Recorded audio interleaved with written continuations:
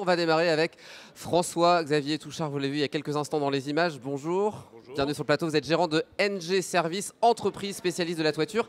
Premier installateur de fenêtres de toit Velux de France depuis 2017. Ça veut dire quoi être agréé Velux? Ça veut dire que déjà on est formé aux produits, à toute la gamme qui peut être proposée, y compris même sur du dépannage ou du SAV.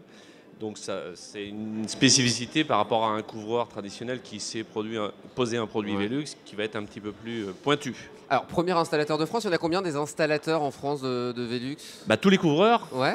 mais en installateur expert comme nous, on va dire que ça dépend des départements et des régions quand même. Donc en Sarthe, il peut y en avoir 2-3. Sur la France, il y en a peut-être une centaine. Ouais, donc mais des sur très 100, spécialisés comme ouais. nous, qui ne font que du Velux. Velux, une bonne quinzaine. C'est quoi la technologie développée par Velux?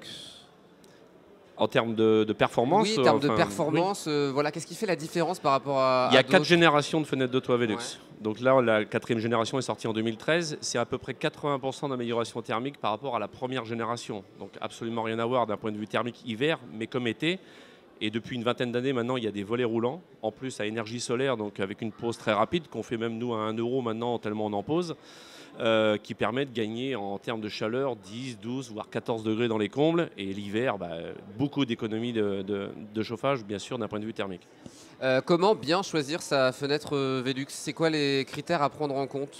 Le type de pièce, la lumière nécessaire à apporter dans une pièce. Beaucoup de Velux de l'époque étaient un peu petits, donc on en a grandi de plus en plus avec des solutions jumeaux, des quatro, des verrières. Ça dépend de la pièce, évidemment. Jumeaux, quattro. Jumeaux côte à côte, D'accord. quattro 2 et 2, D'accord. comme une verrière, quoi, un petit D'accord. peu. Donc on a des très belles photos sur le stand, sur notre site internet On le voit aussi. en image. Voilà, et qui là ça permet de transformer complètement une pièce. Des pièces qui des fois ressemblaient à presque rien sont devenues des vraies pièces de vie, et même l'hiver où il fait plus gris, plus sombre en bas, on peut du coup Des faire. solutions. Voilà, l'étage n'est plus un dortoir. L'étage peut être une partie habitable et aussi vivable que le rez-de-chaussée ne pouvait l'être à une époque.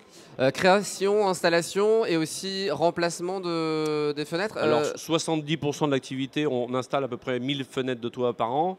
70% c'est le remplacement des vieilles fenêtres par de nouvelles.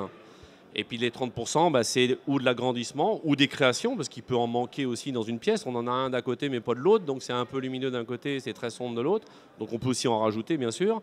Donc voilà, à peu près 30%. Après, c'est de l'agrandissement ou de la création, ou les deux. Et puis avec les équipements qui vont dessus, de type volet roulant maintenant à 85%, mais des volets roulants, les stores intérieurs, pas trop fait, à part dormir. Ça ne sert pas à grand chose.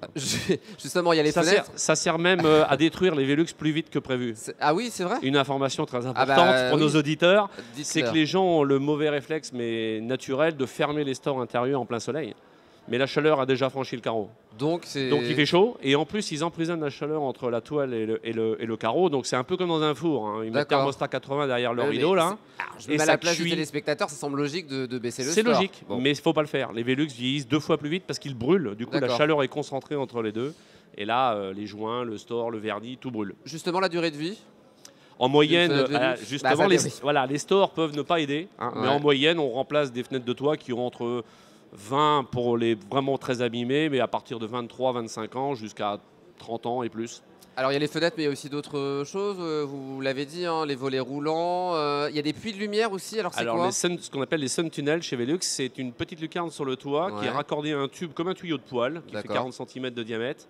C'est une feuille aluminium dépolie à l'intérieur, donc la lumière rentre à l'intérieur, et comme l'intérieur c'est comme un miroir, la lumière rebondit dans le tuyau et arrive à un plafonnier comme un gros spot de 40 cm, et ça amène une lumière de 240 watts. Et c'est très esthétique en plus, c'est très joli. C'est non seulement très esthétique, mais c'est surtout tout d'un coup hyper lumineux. Des salles de bain enclavées, des couloirs, des fois un angle de maison dans une cuisine, si on peut passer au-dessus, c'est absolument magique. Bon, je vais y penser. Merci Monsieur Touchard. On le sait aussi. On le sait aussi, et puis bientôt pour de nouvelles aventures. Là, on a une future graine de talent pour la télé, hein, ça c'est clair.